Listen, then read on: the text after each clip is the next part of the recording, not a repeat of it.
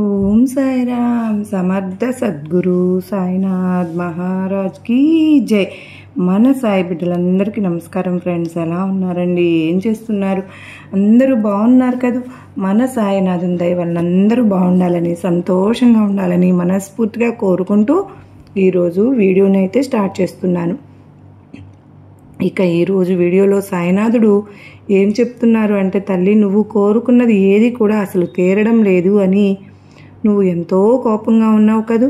అసలు అది ఎందుకు తీరడం లేదు? ఒక్కసారి నా నుదుటిని తాకి ఇది విను బిడ్డ. అసలు నిజాలు ఏంటో మొత్తం నీకు అర్థమవుతాయమ్మా అని సాయినాథుడు చెప్తూ ఉన్నారండి. మరి ఈరోజు సాయినాథుడు చాలా మంచి సందేశాన్ని మనందరి కోసం తీసుకొచ్చారు. ఇక సాయినాథుడు ఏమి చెప్పబోతున్నారో, ఎలాంటి సందేశాన్ని ఇవ్వబోతున్నారు, స్వయంగా మన సాయినాథుని మాటల్లోనే విందామా? తల్లి, నీ కోరికలు తీరడం లేదని బాధగా ఉందా? అయితే వెంటనే నా నుదుటిని తాకమ్మా. ఇక నీ జీవితంలో ఉన్న కష్టాలు, అలానే ఎన్నో రోజులుగా ఉన్న కోరికలు తీరకపోవడానికి గల కారణం తెలుసుకోవాలి బిడ్డ. దానికి కారణం తెలిస్తే నువ్వు ఎన్ని కష్టాలు, అలానే ఎన్నో రోజులుగా నువ్వు కోరుకున్న కోరికలు ఏంటో కూడా ఇప్పుడు నేను ఈ సందేశంలో చెప్తాను. శ్రద్ధగా విను. నువ్వు ఎన్నో రోజుల నుంచి, సంవత్సరాల నుంచి నీ మనసులో ఉన్న కోరిక తీరలేదని ఏడుస్తూ ఉన్నావు కదూ. ఎంతో కోపంగా ఉన్నావు కూడా. అడిగిన కోరిక తీరడం లేదు అని బాధపడుతూ ఉన్నావు. అందుకే ఈరోజు నేను అందిస్తున్న ఈ సందేశం ద్వారా నీ కోరిక తీరిపోతుంది బిడ్డ. ఇక ఎలాంటి ఆలోచనలు కూడా అసలు పెట్టుకోవద్దమ్మా. శ్రీరాముడు అంతటి వారికే ఆ హనుమంతుడితో అవసరం వచ్చింది. మరి మానవులం మనము ఎంత చెప్పు బిడ్డ. ఎవరికి అవసరం లేదు అని విర్రవీగకూడదు. కాలం అనేది చాలా శక్తివంతమైనదమ్మా.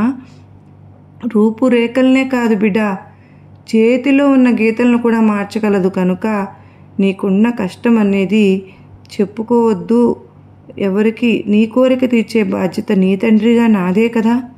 నువ్వు ఎంతో కోపంగా ఉన్నా సరే నీ బాబా చెప్పేది ఒక్కటే బిడ్డ. ఆ కోరిక ఎందుకు తీరడం లేదో కాస్త అర్థం చేసుకోమ్మా. ఈరోజు నువ్వు నా మీద నమ్మకంతో నా నుదుటిని తాకావు కదా. ఇక నిజం అనేది గ్రహించావు అంటే నీ కోరిక వెంటనే తీరిపోతుంది. అవును తల్లి, ఇతరులు నువ్వు పడేసి కుక్కకు పడేసింది తింటుంది కదా కుక్క.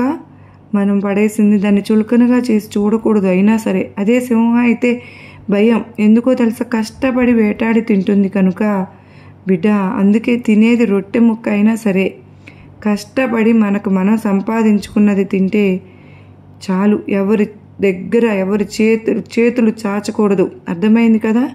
నువ్వు ఎంత కష్టపడి పనిచేస్తే నీ జీవితం అంత సుఖంగా సాగుతుంది. ఇక ముందు రోజుల్లో అంతా నువ్వు కూడా ఆనందంగా నీ వాళ్ళతో ఉండగలుగుతావు. ఇక ఈరోజు నీకు పలుకుబడి ఉంది అని నువ్వు తప్పులు చేయవద్దు. మాటలతో ఇతరులను అస్సలు బాధ పెట్టవద్దు. మనసుని గాయపరచుకోవద్దు, గాయపరచనవద్దు. గుర్తుపెట్టుకో, అసలు కర్మ సిద్ధాంతం అనేది ఒకటి ఉంది. అది నీకు ఇబ్బంది ఇచ్చింది తిరిగి ఇచ్చేసే వెళ్తుందమ్మా. జాగ్రత్తగా ఉండు. అర్థం చేసుకుంటే జీవితంలో నీకు ఏది ఎప్పుడు చివరిదో నువ్వు చెప్పలేవు. ఏ ఆట చివరిదో, ఇక నీ మాట చివరిదో నువ్వు చెప్పగలవా? చెప్పు. అందుకే తల్లి, వీలైనంత వరకు ఇతరులను మంచిగా పలకరిస్తూ ఉండు. వీలైనంతగా అందరినీ కలుస్తూ ఉండు. అంతేగాని చివరి జ్ఞాపకాలే నీకు ఎప్పుడూ గుర్తుండిపోతాయమ్మా. జరిగిన దాన్ని నువ్వు ఒప్పుకోవాలి. ఇక ఉన్నదాని పట్ల నువ్వు శ్రద్ధగా ఉండాలి. విశ్వాసాన్ని ఉంచుకోవాలి. జరగబోయేదాన్ని ఆనందంగా ఆహ్వానించు. అది ఏదైనా సరే తప్పదు కదా. అది కర్మ సిద్ధాంతం ప్రకారం జరుగుతూ ఉంటుంది అని గుర్తుపెట్టుకో తల్లి. ఇక నువ్వు నీ సమస్యలతో చాలా అంటే కారణం అనేది ఉంటుంది, కానీ వద్దు లేదు అని చెప్పడం తెలియకపోవడమే ఈ కష్టం. ఇతరుల విషయంలో నీకు వస్తుందని నువ్వు బాధపడుతున్నావు కదూ. నీ మనసు అడిగే గొంతెమ్మ కోరికలను కూడా వద్దని నువ్వు చెప్పలేకపోతున్నావు. ఇది కేవలం నీ దుస్థితి వల్లే దాపురించింది అని గుర్తుపెట్టుకో. నీ కోరిక అయితే ఎన్నో రోజులుగా నువ్వు తీరలేదు అని మదన పడుతూ ఉన్నావు. ఆ కోరిక కారణంగానే ఈరోజు నువ్వు ఈ కష్టాన్ని అనుభవిస్తున్నావు అని నువ్వు గమనించుకోవాలి తల్లి. ఆలోచించావా?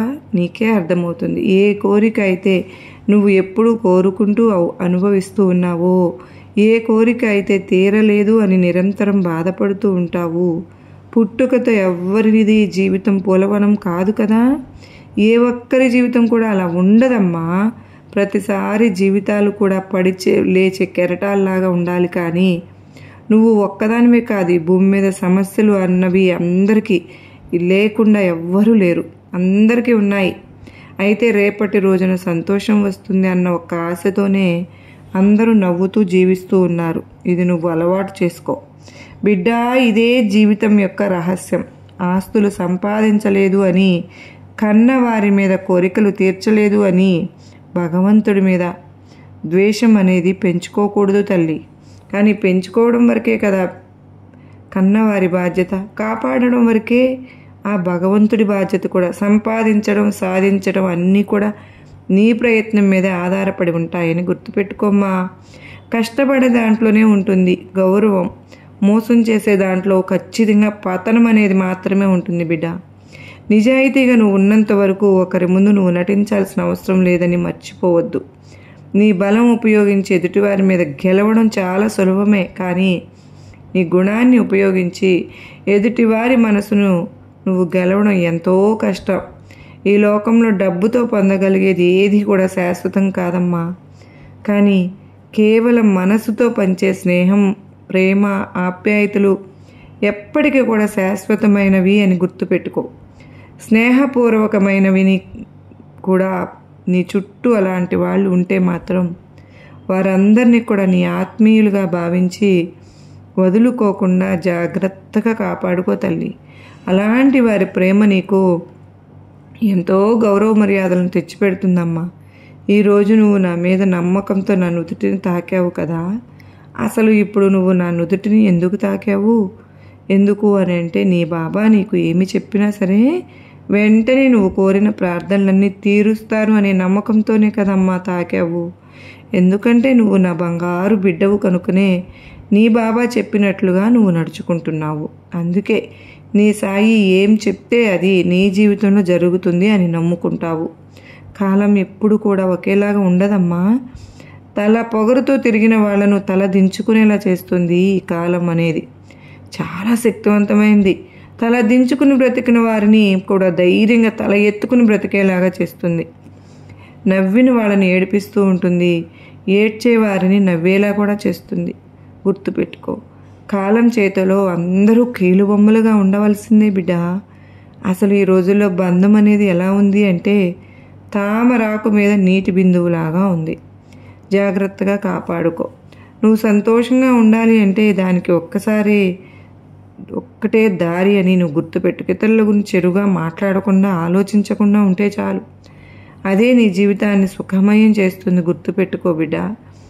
ఆశపడి బాధపడడం కంటే ఏది కూడా ఆశించకుండా ప్రశాంతంగా ఉంటేనే దానిని మించిన ఆనందం అనేది ఈ లోకంలో ఇంకొకటి ఉండదమ్మా. ఈ ప్రపంచంలో కోరుకున్నది దగ్గరికి రాదు, అనుకున్నది జరగదు, నచ్చింది ఉండదు, ఉన్నది నచ్చదు. ఇదే తల్లి జీవితం అంటే. ఎంత విచిత్రమో చూడు, నీకే అర్థమవుతుంది ఒక్కసారి. నీ జీవితంలో ఈ క్షణం ఏది నీ ముందు ఉందో, ఏ విధంగా నీ జీవితం గడుస్తుందో ఇక ఆ జీవితాన్ని చూసి ఆనందపడు. అంతేకాని ఈ కష్టం ఎందుకు వచ్చింది అని బాధపడవద్దమ్మా. భగవంతుని పొరపాటును కూడా నిందించుకొద్దు బిడ్డ.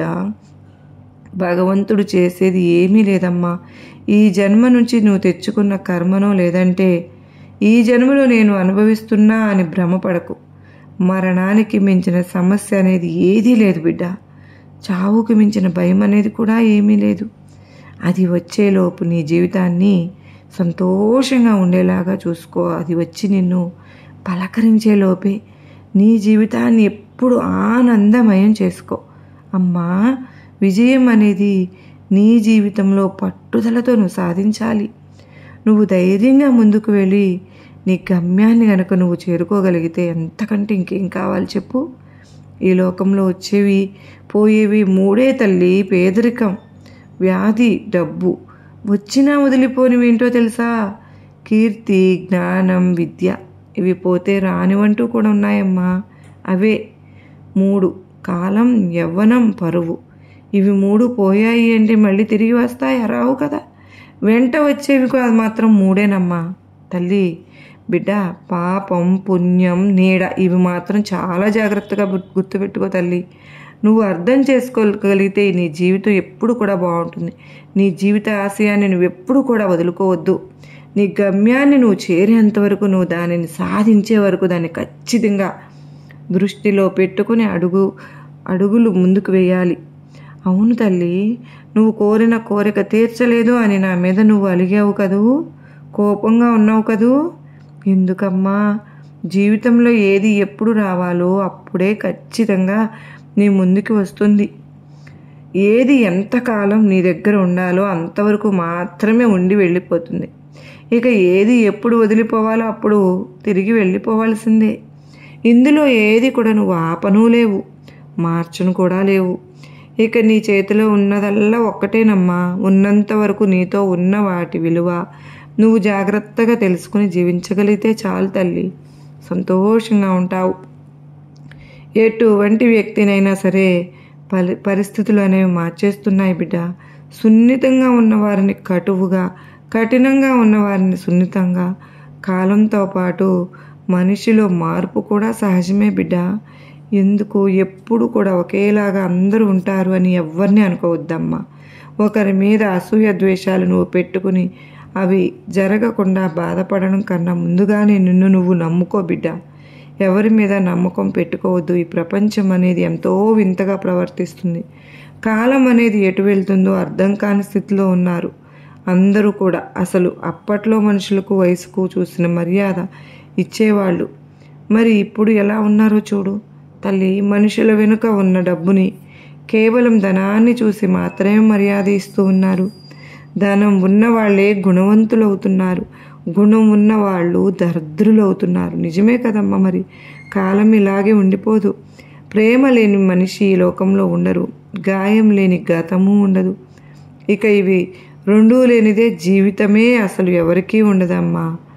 బిడ్డ, ఎక్కడ తప్పు చేస్తున్నావో ఒక్కసారి గుర్తుపెట్టుకో. నీ కోరిక తీరడం లేదు అని మాత్రం ఏ రోజు బాధపడవద్దు. ఆ కోరిక తీర్చే బాధ్యత నీ సాయిదే. నీ సాయి తండ్రి ముందు నీ కోరికను పెట్టావుగా, ఇక అది తీర్చడానికి కాస్త సమయం అనేది పడుతుందిలే. సమస్య అనేది చిన్నదైనా పెద్దదైనా సరేనమ్మా, సామరస్యంగా పరిష్కరించుకోవాలి. అలాంటి చోట నువ్వు చిరుబురులాడావనుకో ఎలా తల్లి? వాతావరణం అనేది మారిపోతుంది బిడ్డ. అప్పుడు ప్రతి చిన్న మాట కూడా వివాదంగా కనిపిస్తుంది. అనుబంధము అనేది నీకు సవ్యంగా బాగుండాలి అంటే భావ వ్యక్తీకరణ, స్వేచ్ఛ అవతలి వారికి ఇవ్వాల్సిందే. అప్పుడే కదా సమస్య అనేది చాలా చిన్నదైపోతుంది. నువ్వు చుట్టూ ఉన్న వాతావరణాన్ని గమనించి ఒక్కసారి. ఎక్కడ ఎవరిని కూడా నొప్పించవద్దు. ఎవరికి కూడా కోపం తెచ్చే మాటలు అసలు మాట్లాడనివద్దు.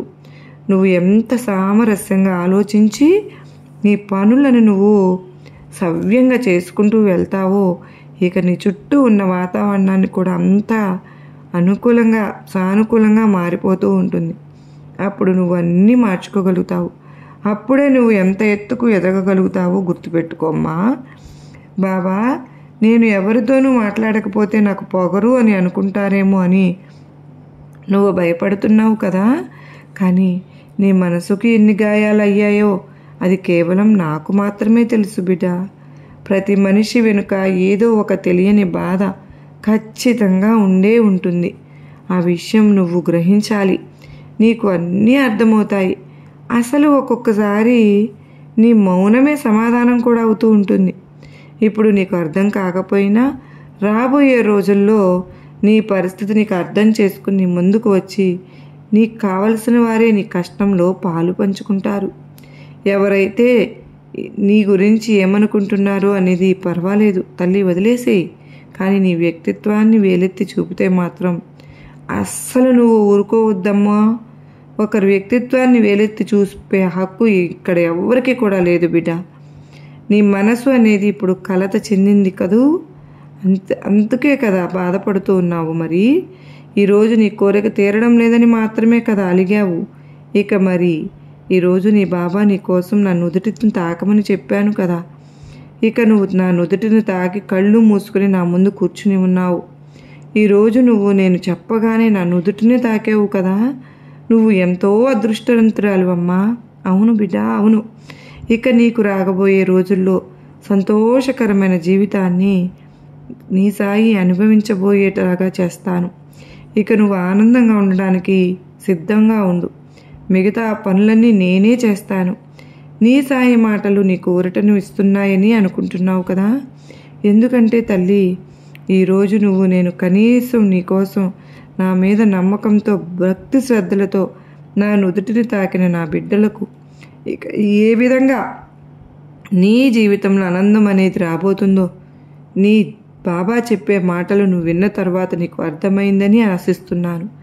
ఇవన్నీ నువ్వు అర్థం చేసుకుంటే నీ జీవనశైలి మార్చుకుంటావు. ఎవరికైనా సరే తల్లి మంచి చెప్తూ ఉండు. ఓపిక అనేది కొన్నాళ్లే ఉంటుందమ్మా. సహిస్తున్నారు కదా అని చెప్పి పదే పదే అలానే వినిపిస్తూ ఉంటే అదే ఓపిక నశించిపోతుంది. అది అర్థం కాక కొంతమంది చేసిన తప్పే మళ్ళీ మళ్ళీ చేస్తూ ఉన్నారు. అవన్నీ కాస్త జాగ్రత్తగా గమనించుకుంటూ ఉండు. ఒక్కసారి వారికి మనసు విరిగిపోయిందా, దూరం పట్టడం మొదలుపెట్టారా, ఎన్ని ప్రయత్నాలు చేసినా సరే మళ్ళీ దగ్గర అవడం కష్టమే. అందుకే ఉన్నప్పుడే మనిషి విలువ తెలుసుకుని ఆ మనసు విలువ కూడా నువ్వు అర్థం చేసుకోవాలి తల్లి. కనుక ఈరోజు నీ సాయి నీకోసం తెచ్చిన ఈ సందేశం నీకు నచ్చింది అని అనుకుంటున్నాను. నా బిడ్డ ఎప్పుడూ కూడా ఎలాంటి తప్పు చేయకూడదు అని నేను ఈ సందేశాన్ని నీ కోసం తెచ్చానమ్మా. ఏ బంధంలో అయినా సరే నీకు అలసట అనిపించిందా, ఎవరైనా సరే నిన్ను నొప్పించి బాధ పెట్టారా, వాళ్ళు ఉంటే తక్షణమే వాళ్ళని దూరం చేసుకో బిడ్డ. ఎందుకో తెలుసా, వారి మనస్తత్వం వారికి నచ్చినట్లు ఉంటుంది తల్లి. వారి స్వభావం అలాగే ఉంటుంది. వారు నిన్ను ఏడిపించాలనే ప్రయత్నం అనేది చేస్తారు. కానీ నువ్వు వారిని చూసి భయపడుతూ ఏడుస్తూ అలాగే కూర్చుంటే నిన్ను వారు ఇంకా ఆ విధంగానే ఇంకా బాధ పెడుతూనే ఉంటారు. అలాంటి ప్రయత్నాలే చేస్తూ ఉంటారు. కనుక అలా ఉండవద్దు అని చెప్తున్నా. నువ్వు ఏదైనా సరే ధైర్యంగా ఉండాలి. నేను ఏదైనా సరే సాధించగలను అని నువ్వు నమ్మకంతో ఉండాలి. ఎదురు తిరగకపోయినా పర్వాలేదు, కానీ వాళ్ళ ముందు అసలు భయపడవనే వద్దు. ఒక్కసారి భయపడ్డావా నిన్ను ఇంకా కిందకు తొక్కేస్తారు. కనుక భయపడకుండా ధైర్యంగా ఉండడం నేర్చుకో. నీకు తోడుగా నీ బాబా ఎప్పుడు ఉన్నాను కదా. ఇక సంతోషంగా ఉండమ్మా. నీ తండ్రి నీకు ఉన్నంత వరకు ఎలాంటి దిగులు నీకు అవసరం లేదు. ధైర్యంగా ఉండు బిడ్డ. నీ కంట కన్నీరు ఇక నీ జీవితంలో రానివ్వను. వస్తే ఇక అవి ఆనంద బాష్పాలు మాత్రమే. ఇక సంతోషంగా ఉండు.